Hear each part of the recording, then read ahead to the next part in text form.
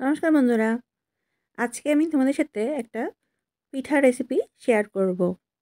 আমি আজকে দুধ গুজিয়া পিঠা বানাবো এবং এটা সম্পূর্ণ বানিয়েছি আমি সুজি দিয়ে। তো কীভাবে বানিয়েছি চলো দেখে নেওয়া যাক।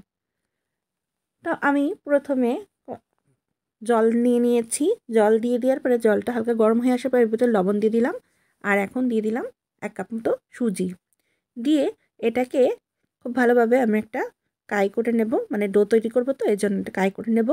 এভাবে করে সুজিগুলোকে মিক্স করে একটা কাই করে নিচ্ছি। কাই করা হয়ে গিয়েছে, এখন একটা পাত্রে আমি ঢেলে নেব। একটা পাত্রে আমি ঢেলে নিয়েছি। এখন এটা একটু হালকা ঠান্ডা হতে হতে আমি কড়াইতে সামান্য একটু জল দিয়ে দিয়েছি যাতে নিচে লেগে না যায়। তারপরে আমি প্রায় 700 ml মতো দুধ দিয়ে দিয়েছি, আর দিয়ে দিলাম 2টো এলাচ, আর একটু নাড়িয়ে চাড়িয়ে দিলাম। এখন সুজির যে কাইটা নিয়েছিলাম সেটাকে আমি ভালোভাবে মথে নেব, মথে একটা ডো তৈরি করে নেব।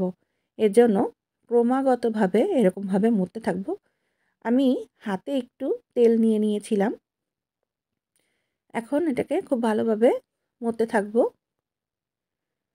মথে খুব স্মুথ যখন হয়ে আসবে তখন ঠিক এরকম লম্বা লম্বা করে করে নেব।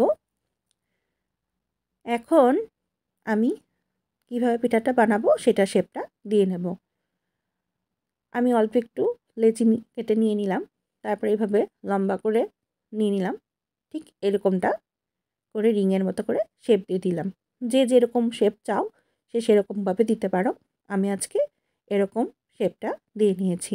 তো আমি আরও একটা বানিয়েছি, আরও কয়েকটা দেখিয়ে দিচ্ছি যে কীভাবে করেছি। এটা খুব কম সময়ে কিন্তু হয়ে যায়।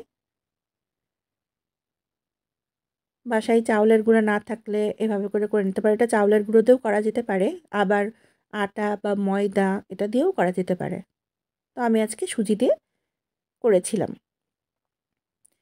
তো সবগুলো আমি একে একে এভাবে করে নেব। সবগুলো আমার করা হয়ে গিয়েছে। এদিকে দুধটা উতল এসে গিয়েছে। দুধটা আমি বারবার নাড়িয়ে চাড়িয়ে দিচ্ছিলাম যাতে নিচে লেগে না যায়। এই পর্যায়ে আমি মেজারমেন্ট কাপের 1/3 পরিমাণ মতো চিনি দিয়ে দিয়েছি। চিনি যদি কেউ তোমরা একটু বেশি বা কম খাও তোমরা তোমাদের টেস্ট অনুযায়ী দিতে পারো। আমি ঠিক এতটাই দিয়েছি। দুধটা দেখছো বেশ ভালোভাবে বলক উঠে গিয়েছে। এই পর্যায়ে আমি যে পিঠাগুলো আমি তৈরি করেছিলাম সেগুলো এর ভিতরে দিয়ে দিলাম। দিয়ে একটা খুন্তির সাহায্যে আলতো হাতে আমি একটু নেড়ে চেড়ে দিলাম এবং এটাকে আবার আমি কিছুক্ষণের জন্য জাল হতে দেব। মিনিট 4-5 মতো আমি এটাকে একটু জাল হতে দেব। এই পর্যায়ে আমি হিটটা রেখেছিলাম মিডিয়াম টু লো হিটে। এখন আমি গুঁড়া দুধ নিয়েছিলাম, 4 চামচ মতো গুঁড়া দুধ নিয়েছিলাম এবং এখান থেকে আমি একটু দুধ দিয়ে বেশ ভালোভাবে গুলিয়ে নিয়েছিলাম।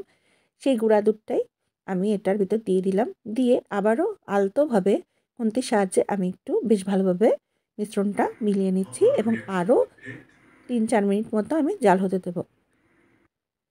দেখো হয়ে গিয়েছে, বেশ ঘন হয়ে আসছে গ্রেভিটা। এই পর্যায়ে আমি নামিয়ে পরিবেশন করে নেব।